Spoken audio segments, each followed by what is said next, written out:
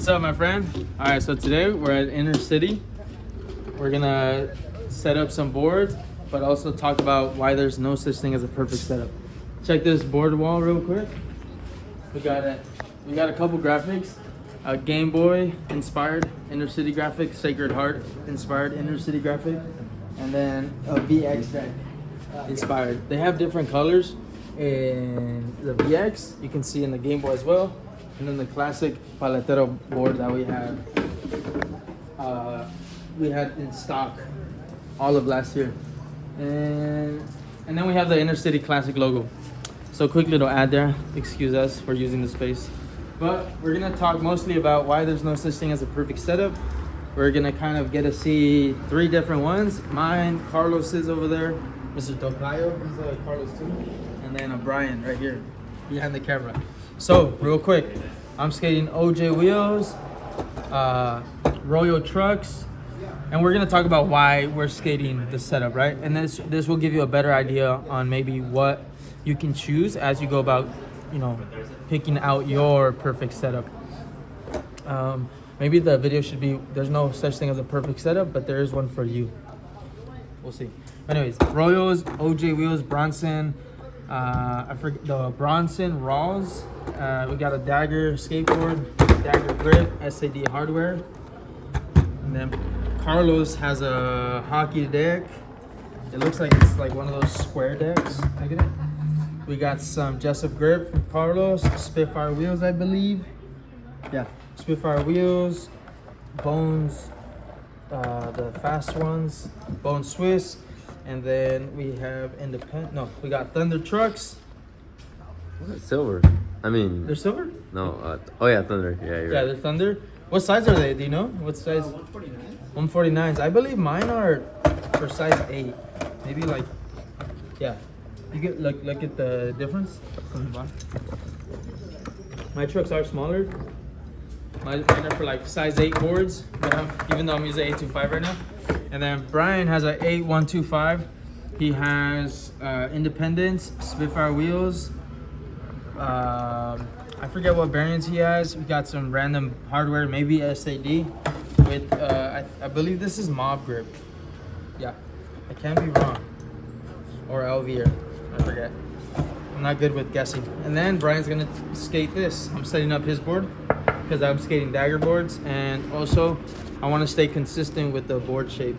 These are 14.25 wheelbase, and then this Dagger one, these are, well, this one's 14.125, but the one I usually skate, they just didn't have none, is a 14-inch wheelbase size 8 board. So I'm gonna talk to you about that as well.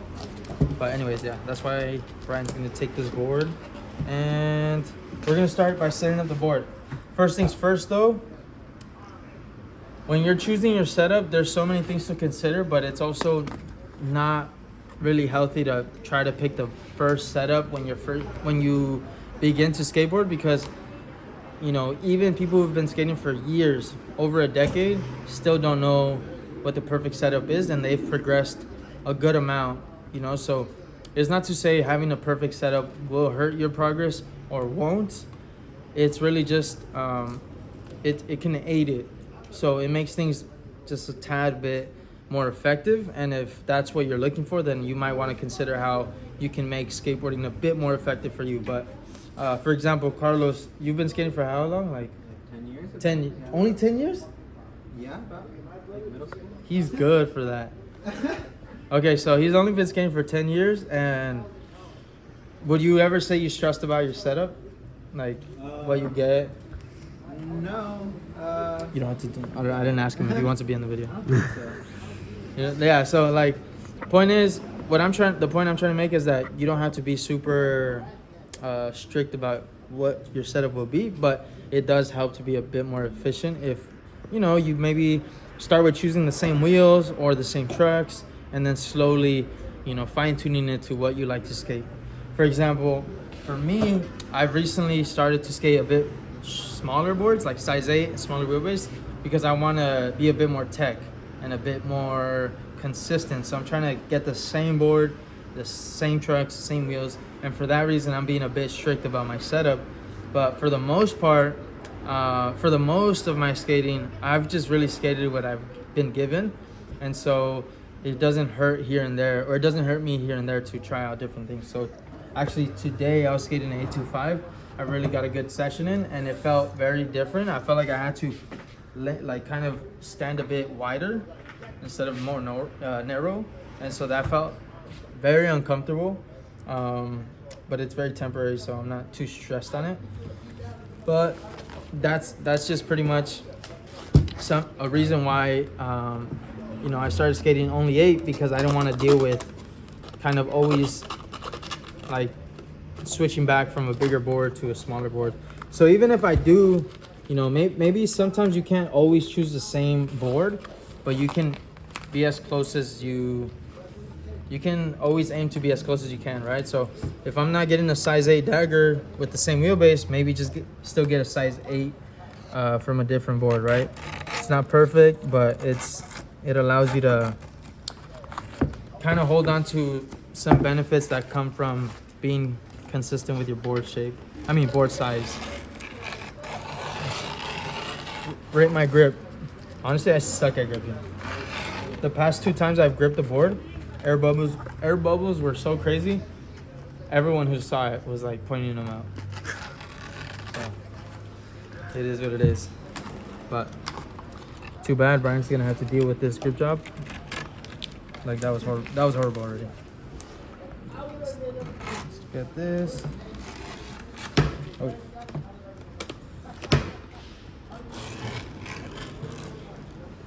Honestly, I think that was a 5 out of 10. Bro. That's actually pretty good Pretty good, no? compared to like Other boards. It's because also what was stressing me out when I was setting up these dagger grip tapes is like trying to be perfect. So because of that, I was just trying to put it on perfectly instead of allowing myself to do that. yeah. Because it was kind of uneven. All right, usually people do this.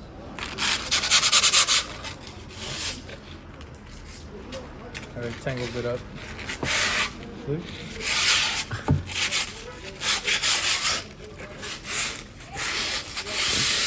Alright, that's cool. Check it out. Looks pretty sick. Let's try to do a smooth one. Ready? 1, 2. Damn. They look nice, huh? Alright, so going back to the boards.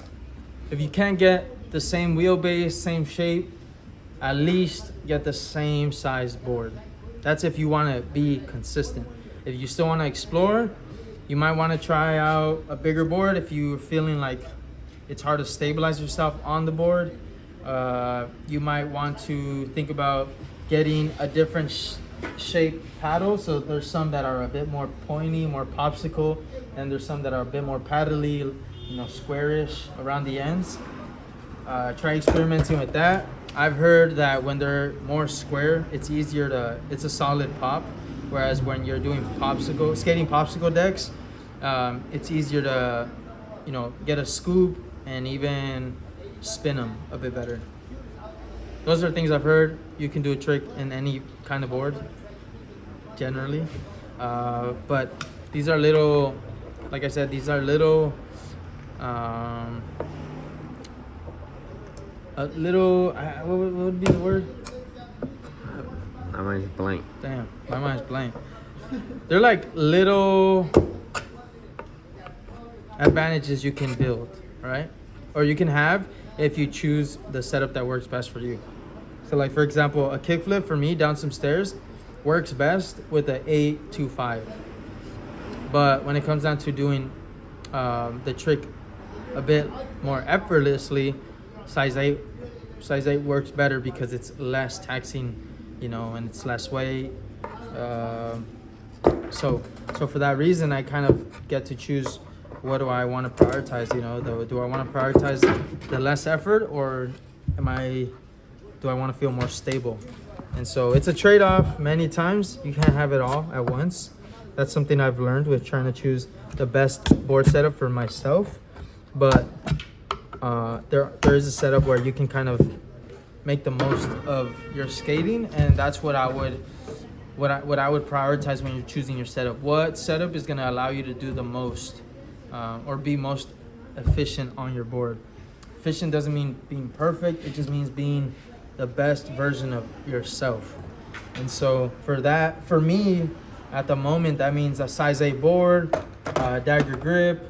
That means, and this can also be applied. I think your shoes are included on the setup, but just to make things a little bit easier, we're gonna just keep it at the setup. It's a size 8 board, dagger, 14-inch wheelbase. I don't really have so much knowledge of what the tail and nose dimensions are, but I think generally 16.5 to 17 inches are kind of okay, or work best for me. Anything lower kind of feels too small. OJ wheels, actually these are my first pair that I've ever owned, but they seem to be feeling pretty smooth. Generally I would skate, or in the past I would skate Spitfires that are a bit more squared off like this. I think they're conicals, right? The ones that are squared off. The ones that are squared off. Yeah. They're conicals. Yeah. I think they're called conicals. And then there's these Spitfires. Wait, yours looks more squared off. No, I know, but I'm saying Spitfires are conicals. I think they call these conicals. I could be wrong, I don't know, but point is, I used to skate most of the time Spitfires that are squared off, or wheels that are squared off, because I felt like it gave me a bit more stability with nose manis. But then, you know, I did experiment for a bit with these that are a bit more rounded on the edges, because I wanted to play around with reverts, turning, and like I posted Manny, tray flip, nose Manny. Like I wanted to play around with those kind of tricks. So I wanted to see how, you know, how those would feel with these kind of wheels. And so I went back and forth with them, and the board shape kind of stayed consistent. But yeah, for now it's OJ wheels. It's always SAD hardware. Honestly, if there's any part of the skate setup that doesn't make much difference, is the hardware. You can get any hardware, really. It's that's pretty much just like preference, because I don't think technology really matters. Actually, some might break easier, but when they're in and they're tight, it's gonna feel the same, right? What do you think? I think so. But I'm sure there is hardware that lasts a bit longer. So yeah. So what am I missing? Bearings. If you're someone who skates bearings that feel very rusty, try to get new ones, if it's possible, or get Bones speed cream or some sort of speed cream. Because I remember the first time I skated Bones, not Bones, what is it? The Bronson Raws. It was such a life changer, because I figured that when I was pushing with slower bearings, I was giving out so much energy to the pushes and to just like flowing through the park, that when I went to try the trick, it was kind of taking out the energy I needed for that, right? It was robbing the energy I needed for the trick and giving it to the pushes. So this just allowed me to be a bit more efficient using faster bearings. I'm not saying get Bronson Raws, I'm just saying get better quality bearings, because they do matter, especially if you're someone who likes to go faster. You might be spending so much energy just pushing. So that's something to consider, right? If you're someone who's just starting, some very entry-level bearings, they don't matter, because chances are you don't want to go fast either. But I could be wrong. Yesterday I coached a kid. Dude, this kid was skating for like 3-4 months, and he was going fast. And he couldn't turn. He was just going fast back and forth like quarter pipe. I was like tripped out, but anyways, it's very contextual is what I'm trying to get at. Let's do this. We're gonna, wait, how much minutes do we have? 14. Okay, we're gonna see if we can do this under 20 minutes. I don't think Brian believes I can. Under 20? Under 20. Brian believes we can. But for the most part, you know, when it comes down to choosing the best setup, don't get frustrated if things don't work out. Even if you buy the setup, oh, you have the Allen, huh? No, you have the Phillips. Okay, don't get upset if you get something for your setup and it feels off. Just try to make the most of it. Be creative, explore what it means to have those tools. So if you have rounded wheels, explore how you can use those to your advantage, make the most of them. Same thing with grip. If you have grip, if you accidentally get grip that isn't grippy, play around with, you know, dialing in the tricks you have very well with little to no grip. If you get some wheels that are smaller, make the most of that. If you get wheels that are bigger, you know, try to do some bowl skating. If you get a board shape that is a bit wider, maybe skate some bowls. Try to see how that can help you improve your transition. If you get a board that is small by accident, which is what happened with me when I first started skating Dagger. Their boards ran a bit smaller. I was getting so frustrated because everything felt like it was going all over the place. I wasn't able to sync the input to what I wanted, right? And so I had to adjust. And if that's someone who's you, don't allow that to be a big hindrance to your session. Don't let it discourage you from having fun on the board, because it's not that that board sucks. It's really just that you don't know how to use that tool or that board. And so just think about that situation where you get something you didn't like as an opportunity to explore, be creative, and appreciate a different part of skateboarding or a different side of skate tricks that you never would have enjoyed in the past. For example, if I, for whatever reason, am only able to get an 8.5, what happened? Oh. Well, you said get creative? Yeah. I was wondering what side of the brain is the creative side? Oh, I don't know. Left or right? I forget. You could have, because you could say, oh, let that be a chance to use your left side? left side or right side of the brain. Okay, well, yes, that. Whatever side it is, let it be a chance to use that. But just make the most of your situation, you know, if we want to put it in easier terms. And, oh yeah, I was going to say, when I was given like a size 8.5 to skate, I started doing more transition tricks. So like, instead of just doing a 50 stall, I would try to 50 grind across the quarter. That's how I learned, you know, crook stalls to fakie, crook stalls to regular, crook stalls to revert in. Like, I was just exploring a different side of the skating that I would have otherwise not really explored. And it's not to say you can only do those tricks with that board, but it might be the reason why you start to do new tricks, right? So for example, a trick I learned with a smaller board was a half cab 5.0 back 180 out. If I had a heavier board, it would have probably taken me a longer time to do it on the little hubba at Osreno, because it would have just been harder to get it all around. But because I had a smaller wheelbase, smaller board, it gave me that flexibility. And so you want to look at it in terms of yourself being flexible instead of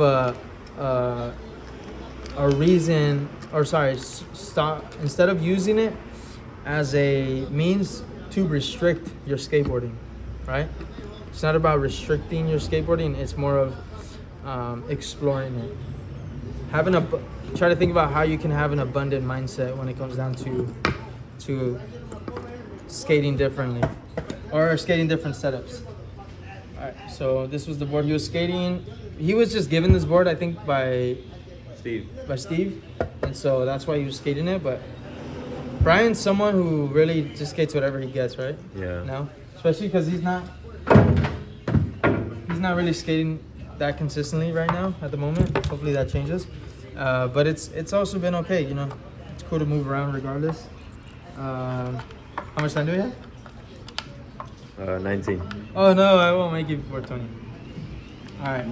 But yeah, guys, I mean, if you're someone who finds yourself super frustrated about choosing the perfect setup, I encourage you to try to redirect that energy and make the most of your situation, make the most of the setup you have at the moment, and look for ways to explore different aspects of skateboarding that you otherwise wouldn't have.